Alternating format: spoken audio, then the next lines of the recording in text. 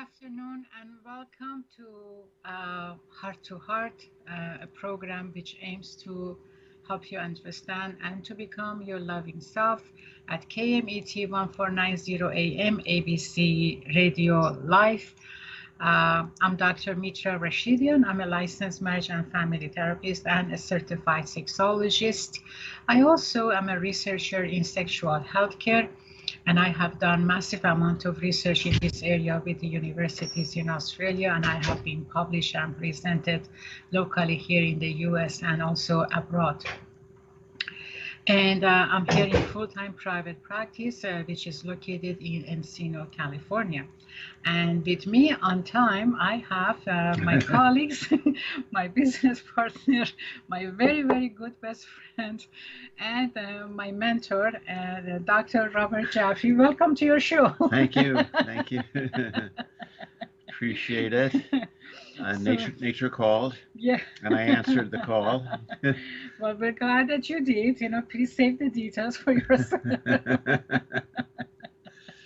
So we're here talking this hour about trauma, addictions, codependency, and how they all impact relationships. And I'll just, please tell us about the topic for today, and also, what do we have for our listeners and for our viewers? Great. So the reason that we talk so often about codependence is because codependence has been probably the single most overlooked addiction in the world, as well as in our own society.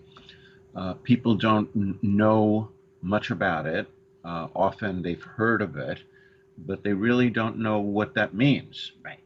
And so, in addition to understanding what it is, we also have to understand if we are codependent ourselves, if our partners are codependent on us and we're codependent with them, and if we are, why is that a problem? And if it is both a problem and we are codependent, then what can we do about it?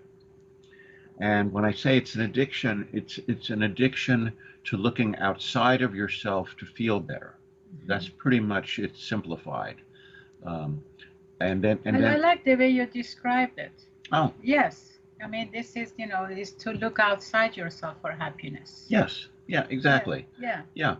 And then and then by saying that, then there's going to be a lot of people who say, well, everybody does that, But that's why it's a global issue.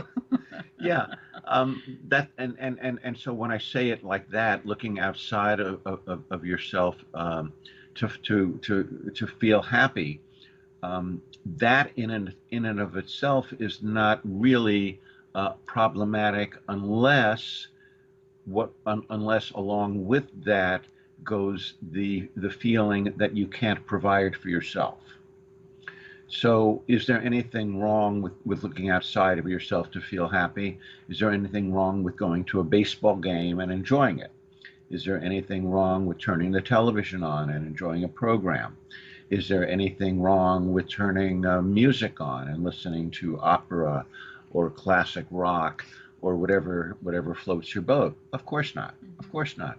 And so it's not just that you look outside of yourself that's problematic. It's that you can't find happiness within yourself, and so you have to look outside of yourself.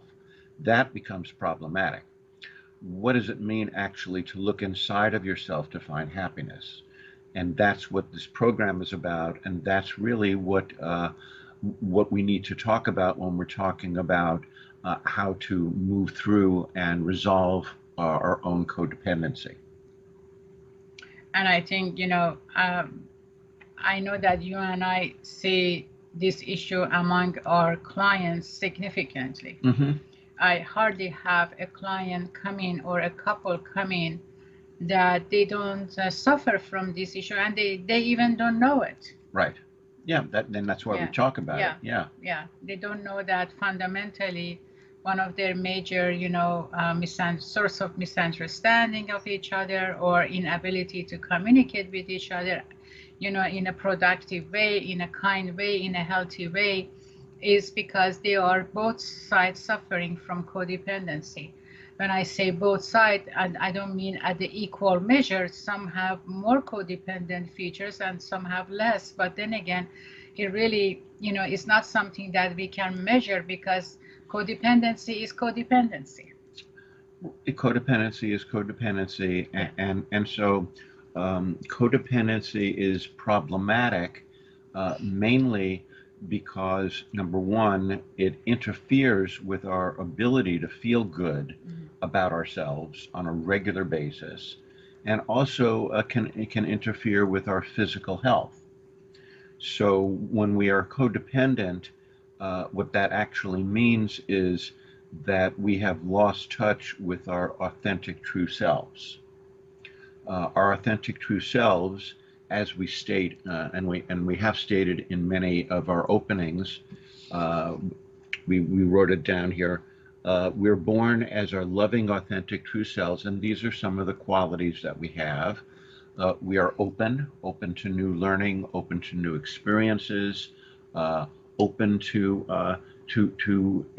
to being uh, aware of everything that's going on around us and everything that's going on inside of us. We're open. Uh, we also have the ability to be calm. So our authentic true selves are calm. We're like, we're aware that we're here and that everything is exactly okay. Yeah. That's how we're born into the world. Right. Our authentic true selves come into the world curious. It's a human condition. We all are curious. Some people don't appear to be curious. That, I think, has a lot to do with the fact that they are codependent, have lost that authentic curiosity that they came into the world with. Um, and so, uh, why is it that we are all curious? Because if we weren't all curious, then we wouldn't be constructing things in the world, because there wouldn't be any questions that we're asking. We would still be living back in the caves, right? But Exactly. we're curious so that the caveman who then evolved on into what we are today as human, uh, that caveman wanted to make things better for themselves. So they became curious about their environment, and they figured out ways of making things better, and that has been the state of mankind. So we're curious about everything, including what goes on outside our world. So we just had a couple of examples of that, where two very, very wealthy people put themselves and a few other people into outer space, Yeah. uh, and there had to be a tremendous amount of curiosity as to how to do that and why to do that. And I'm sure that they didn't just got on the space shuttle. They didn't say, "Okay, I'm in, take me in," right? They had to Right. go through massive amount of training, Yes. and practices in order to be qualified and in order to be able to tolerate. I'm sure that there have been changes. When you go out of a space, I'm sure you experience some level of changes. Hmm. You know, even though they normalize the situation within a spaceship, but still, just the just the the anticipation that you're going to be out of the orbit. You're going to be. I mean, I don't know if that's the right thing I said. I'm not really familiar with those terminologies, so forgive me if I'm saying something that is meaningless. Above and beyond, when you go above and beyond the earth, Well, well, they escaped. What they escaped was the pull of gravity. Right. They went high enough so that gravity was no longer exerting its pull. Right.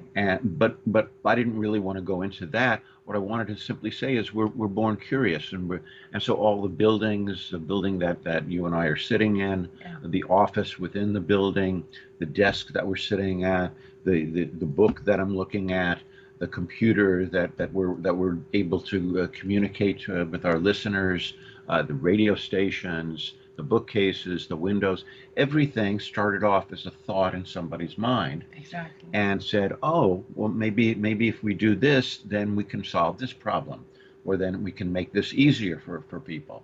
So we no longer have to walk. We no longer have to ride horses to get somewhere. We now have trains. We now have planes. We have jet planes. We have automobiles. We have all these things because of people's curiosity. However, we usually miss that sense of curiosity to learn and to discover about ourselves, to learn Yes. and to discover about our partner, to learn and to discover about our children.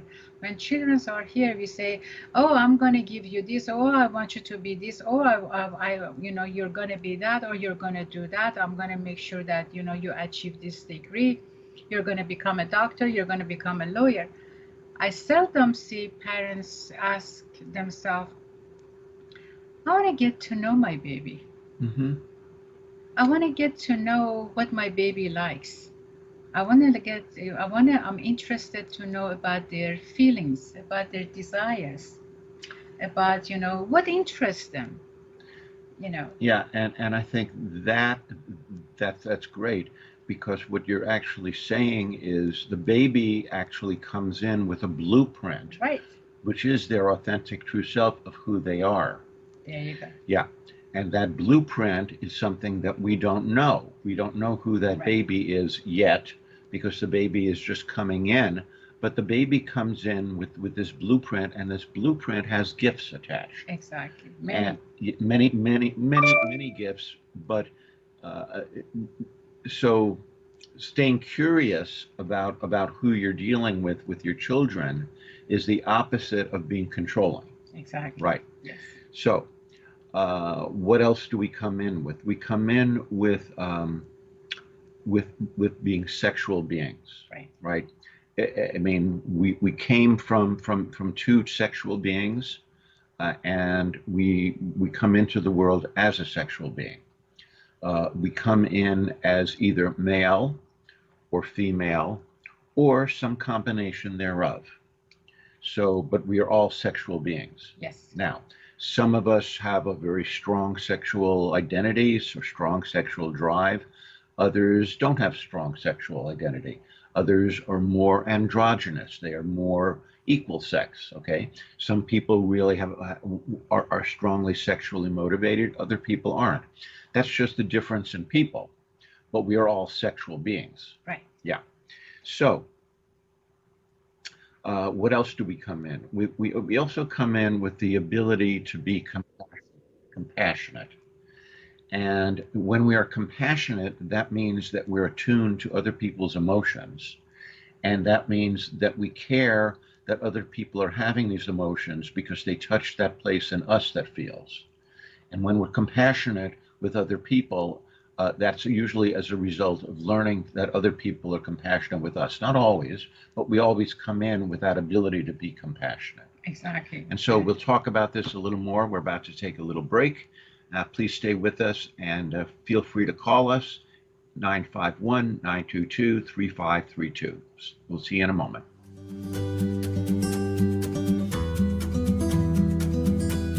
We are offering another program on codependency, addictions, trauma, all impacting relationships with myself and with Dr. Robert Jaffe. And we would like to invite you to please join us, 951-922-3532. If you don't feel comfortable to join us online, we understand. So please contact us privately, and all of our private information are available at KMET, contact information, and also on online. So, Dr. Robert Jaffe, we were talking about, codependency. I was talking about codependency, and I was talking about our authentic true selves and the qualities that we come in with as human beings. So I mentioned a few of the qualities. And so what happens then is as we come in with these qualities, these wonderful qualities, openness, compassion, trust, honesty, sexuality. These are all things that we come in with, and we are also communicative beings. So infants immediately communicate. How do they communicate? They communicate, obviously not with words, they haven't learned words yet, but they communicate through facial expression, they communicate through body language, and they communicate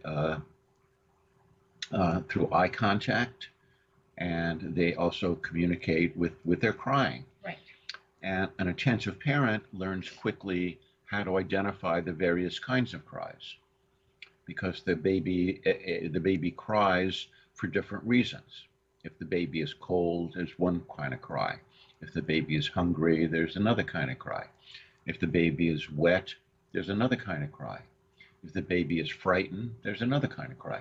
There's all these different kind of cries, and an attentive parent will quickly learn what those are. I remember my own daughter. Uh-huh. Yes, I quickly learned that. Oh my God. So I know that, I was asked, how do you know she's hungry? I said, I know she's hungry. How do you know she's sleepy? I know because this is how she's crying. So for every reason, every need that she had a specific form of crying. Yes. Yes. And I thought that was brilliant, the way she was communicating with us. I loved it, really. I said, oh my God, my daughter is so smart. Look how she's, she's telling me what she needs, Yeah, exactly. So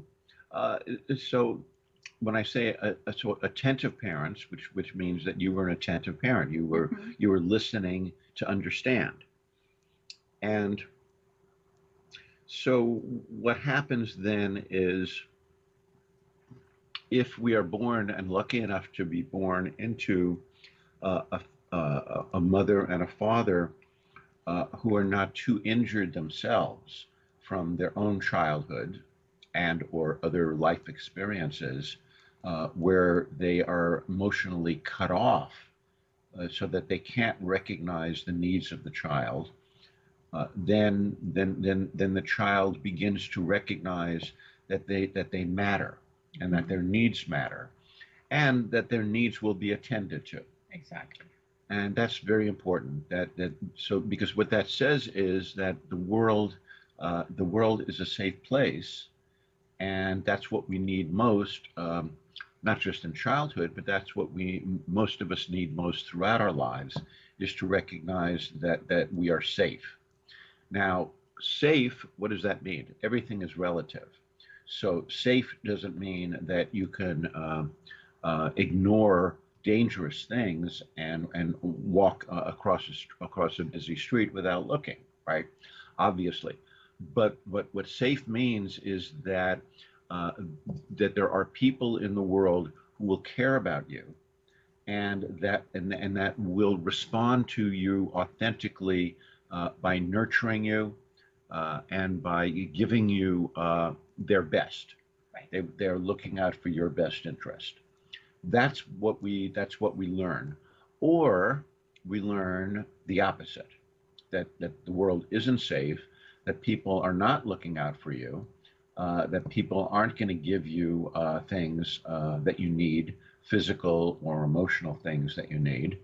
And then there's everything in between, where we feel like sometimes we're safe and sometimes we're not safe. What has this all got to do with codependency? Well, when we come into the world and we get most of our needs met, and we feel like we're valuable and important people, then we learn little by little how to meet our own needs, because we have models of what it's like to meet our needs. So the way that we are parented when we're small impacts how we feel about ourselves, right, and how we treat ourselves and how we treat other people. So if we have parents who are wounded themselves and don't recognize our own worth, don't treat us as special, which we all are. We're all special because because there's never going to be another one exactly like us. Special doesn't necessarily mean better, and special doesn't necessarily mean worse. Special just means unique. We're all unique. And if we have not been raised by people who see our uniqueness and value our uniqueness, then we feel deprived, we feel anxious, we feel annoyed or angry, and we also feel like we can't trust people in our lives to take good care of us. I mean, you're touching a very important, concept here about being special, you know, and they are among my clients people that they believe they are special. Mm-hmm. However, they have a misconception about what being special means. Mm-hmm. For them, like you said, special means above and beyond. That's why they Better are than special, others. better than others, right? Therefore, they look into to changes within their spouse, within their partners, not themselves. They're better than their spouses, so Right. that means that they know better than their spouses, and that means that their spouses should be obedient to them because they know better than their spouses what works and what doesn't work. And they give themselves permission to tell them what to do, Mm-hmm. to blame them for whatever they believe it's wrongdoing, Mm-hmm. and to blame them again for not getting the result that they anticipate is going to have. Mm-hmm. It's going to happen. Right. And then, but because they're so special in their own, mind, that they don't make an effort. They just expect things to happen by other people, mainly their partner. And so, like you said, special means, people being aware about their own uniquenesses. Mm-hmm. And we are all unique. We are all special in that sense. Mm-hmm. I mean, you have your unique part of you. I have my unique part of me, and so does everybody else on the face of the earth. And it doesn't matter what age we have, right? We Right. are all special creatures of God. Mm-hmm. And we all have our own uniquenesses, and also we have our own parts that needs to grow and to improve, right? Which we Right. do it as life goes on, that if we are aware of it, then we can work on it and make it happen. So the concept of being special can be used among couples as a power struggle, as a power issue. Right, and again, that has to do with the belief that they hold about what special means, Mm-hmm. uh, rather than understanding that we're special in that we're unique, but we're not special in that we're better than. Right. Because better than is a value judgment, and who's to say that the person who is a Michelangelo is better than a person that goes to work every day and supports a family, right? It's a value judgment. Now, certainly, somebody like a Michelangelo has so many gifts and so many talents, that they are special amongst special people, right? But that doesn't mean that they are a more valuable human being in that each human being is here in order to add something to the world, Right. and we all do. Right. We all do, even if we don't understand that we're doing it. Yeah, we all touch each other's life, in our own unique way, Yes. in our own special way. Yeah.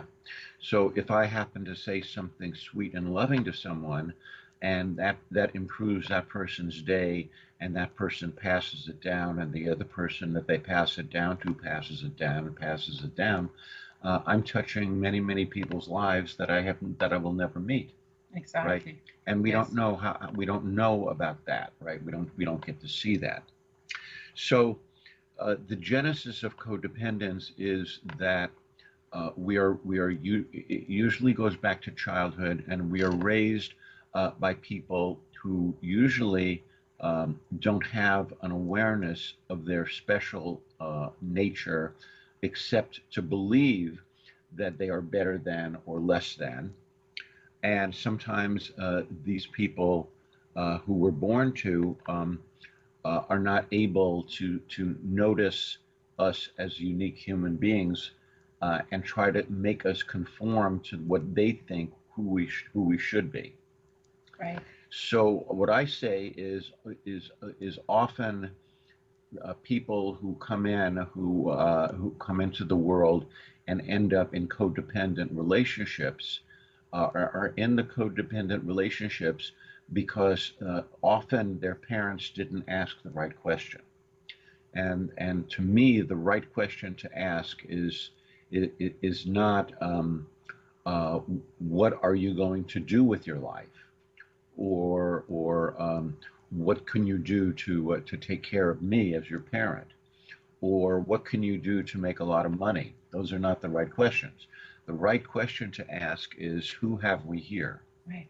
Who have we here means you are a unique person, and if I help you recognize your uniqueness, you will take that recognition and move on to discover the talents and abilities that you have within yourself that you will make a contribution to yourself and to others.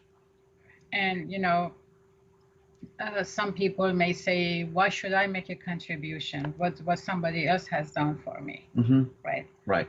And so some of the, some of good example of negative thoughts that, we talk about it Right.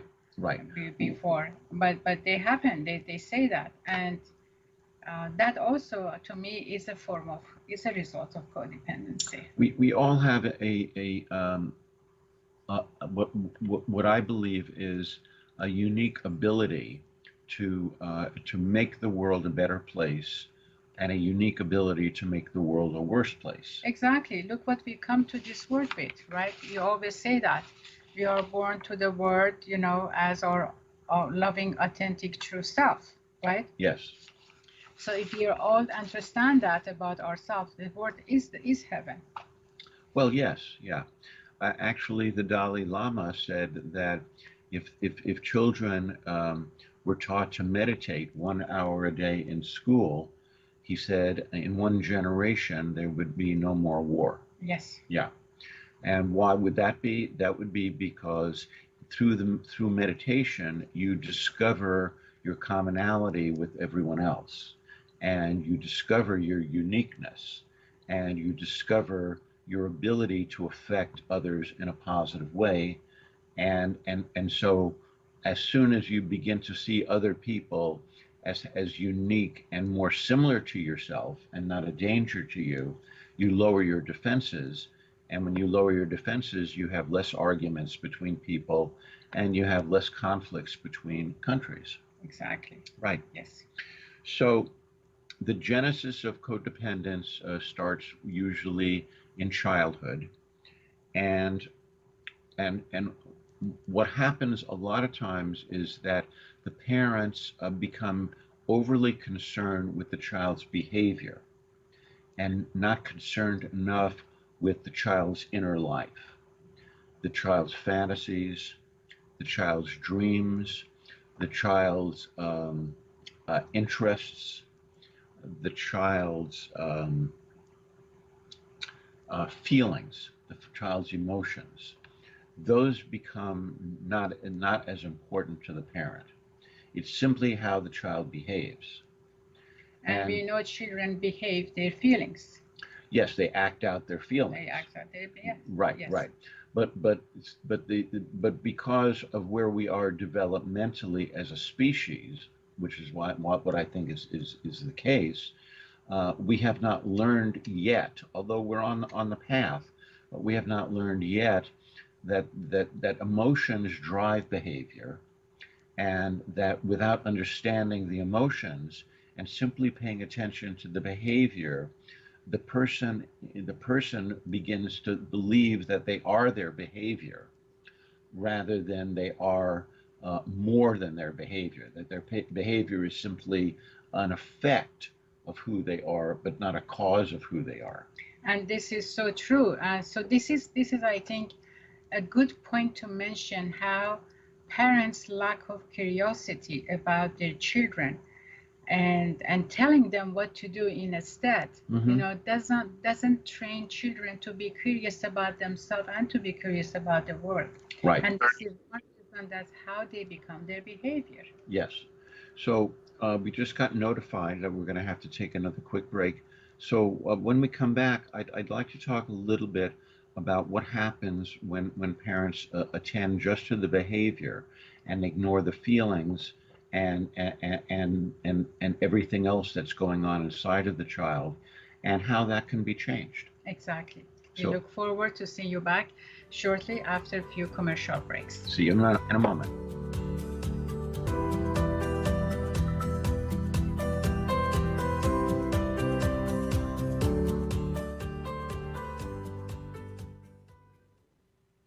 Welcome back from our commercial break. This is Heart to Heart program at KMET 1490 ABC News Radio Live. Dr. Mitra and Dr. Robert here, offering you another episode of the genesis of codependency, right? Mm-hmm, mm-hmm. And we have been talking about codependency extensively. It's because it is extensively impacting society, without society being aware of it. And it is known as to be the biggest addictions globally. So how come nobody talks about it? I don't have the answer for that, but we're glad to be the one to introduce it and to go over it with you, right? Yeah. Right. So, and we appreciate you sharing your hour with us, listening to us. So we would like to also hear from you to see how you're benefiting from what we're discussing here. So please call us, 951-922-3532. If you don't wish to call us, contact us privately. Okay, and we are online. You can find us easily. So, Dr. Robert Jaffe. So before the break, we were talking about parents paying attention to behavior and not noticing or helping the child notice the feelings that are motivating the behavior. And so for example, I've had patients who say, when I was a kid, my parent made me sit at the table until I finished my dinner, and I wasn't allowed to leave the table until I finished my dinner. And if I wasn't hungry or I didn't like what was served, I would be sitting there for hours. And then finally they would say, okay, well, obviously you're not going to eat it now. Go to bed now, or go do your homework now, and then go to bed.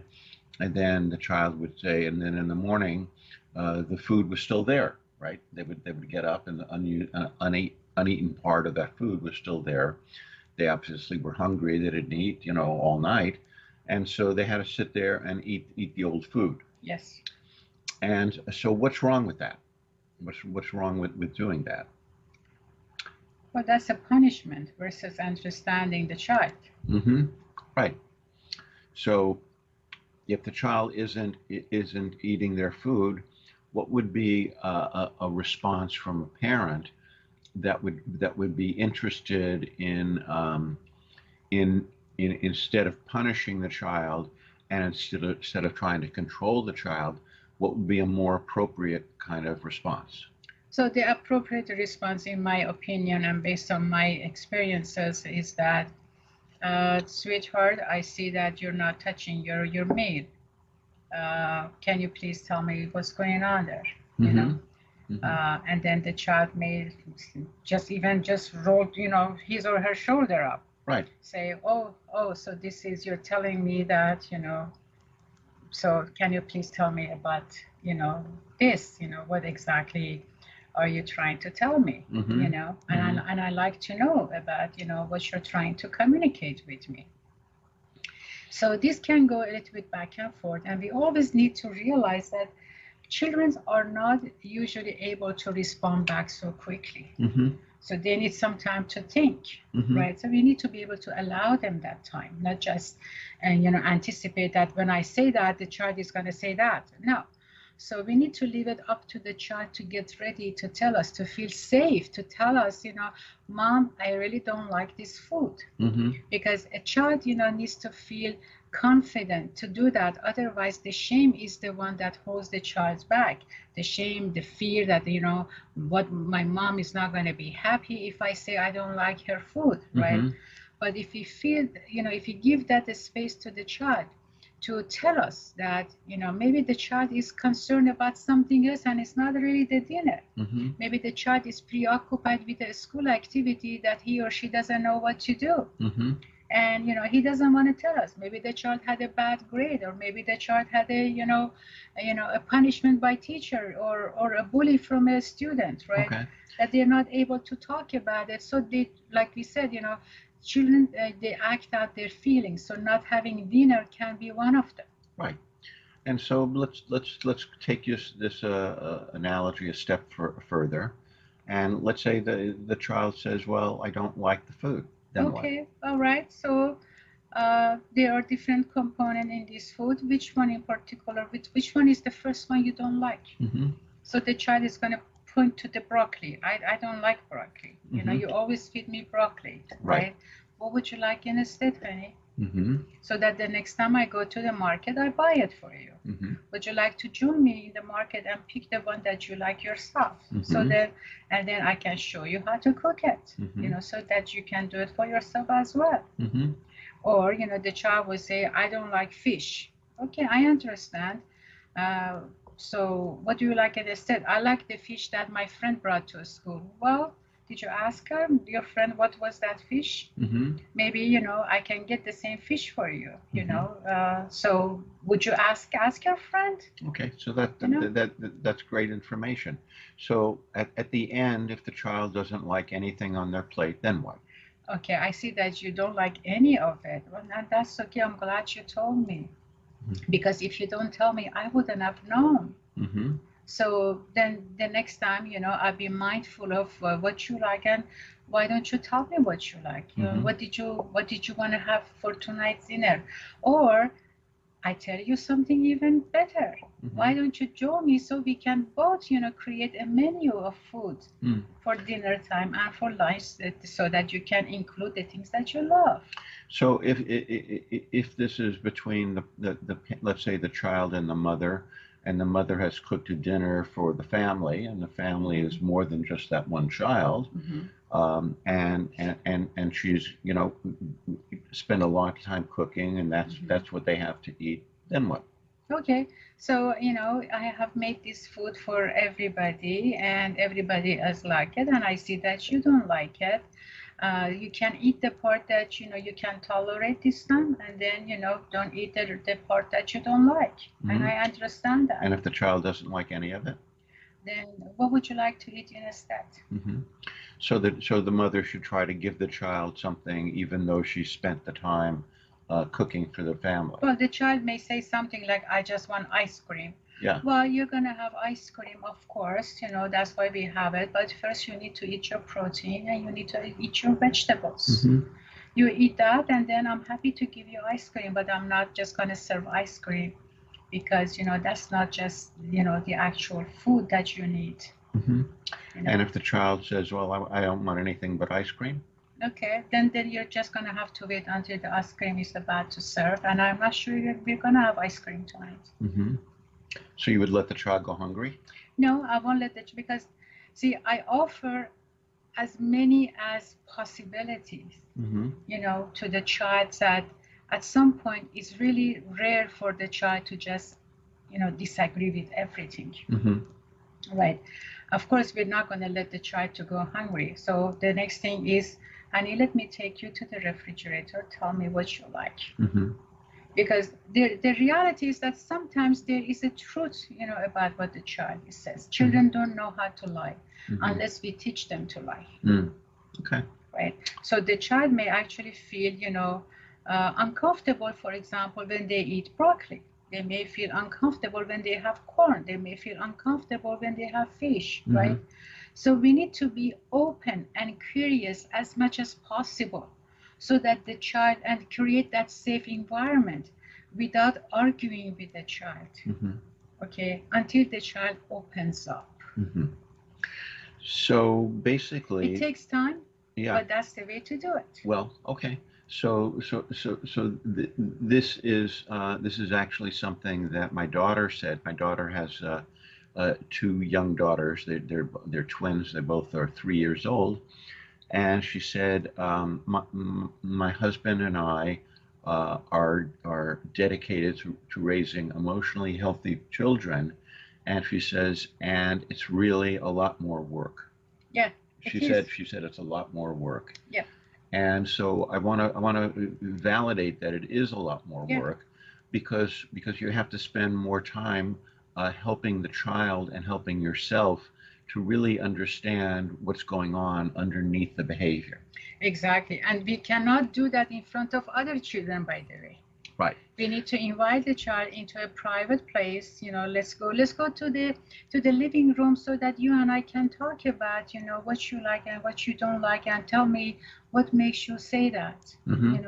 I'm interested to know about you. So yes, so here's the challenge for a mom and a dad who have been at work and then got home and then rushed into cooking dinner and everything.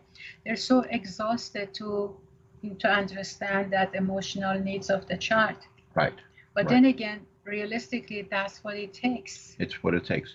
And then So when you put a child into practice of, saying about what their emotions, it takes like maybe 3 times of doing that or 4 times of doing that. After that, the child feels safe to come forward and say what's in their mind, yes. because they know they can do that.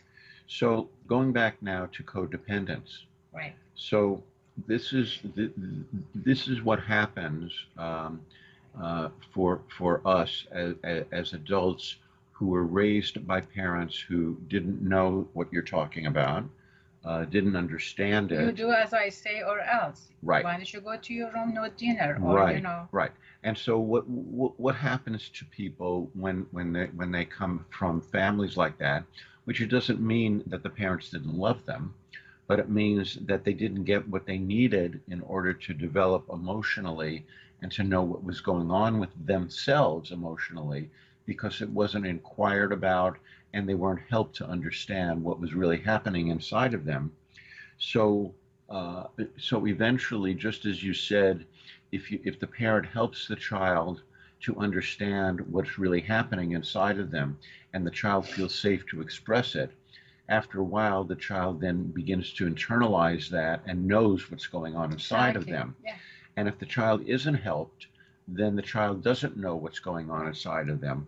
And what happens then is the child begins to judge themselves based on their behavior, as they were judged based on their behavior, and then does not understand or pay attention to or validate their own inner world. Exactly. Yes. And this invalidation of our own inner world means that we don't understand what the cues are inside our bodies that are giving us information, which we call emotions. We don't understand what those emotions are. I mean, there are children that, when parents get upset at them, they say, go to your room. I said, okay. So they look forward to go to their room. Right. Because then there's nobody bothering them there. Exactly. Yeah. They go to their room and then guess what? They pick up the phone and call the person that they shouldn't talk to, their friends who don't know anything better than they do. And this is how we lose our kids. But this is all. But it's not just how we lose our kids. It's how our kids, who are us, because we are now grown up kids, right? It's us losing ourselves because we don't know what's going on inside of us, because it was never asked, was never explained, it was never talked about. Right. So we invalidate and repress our own inner self. When we invalidate and repress our own inner self, we don't really know exactly what it is we need. Yes. We may know some basic things. We may know as adults that we're hungry when we're hungry. We may know that we're tired when we're tired. We know about our instinctual. Instinctual. Instinctual. Thank you. needs. Yeah. We know Yeah, about that. we may know that, although Yeah. some people don't even know Don't that. even know that. Right. Yeah. But we don't know when we're often when we're anxious or nervous, or why we're anxious or nervous. We don't know sometimes when we're hurt Mhm. or sad. We may not know that. We don't know sometimes if we feel embarrassed. We don't know if we feel ashamed. We don't know what those things feel like because we never were taught how to identify those things. And so when we get these feelings, and we're going to say these are negative feelings because they don't feel good inside Right. of us, when we get those feelings, what we do then is we look for something to change our feeling state. Exactly. And we can do that through drugs, we can do that through alcohol, and addiction to something outside of us, often addiction to other people. And when other people are smiling, then we can feel good for the moment. And that's our addiction, and that's what codependence is. Exactly. So we just got notified again. We're at the end of our program, unfortunately. Uh, we're very, very happy that you joined us.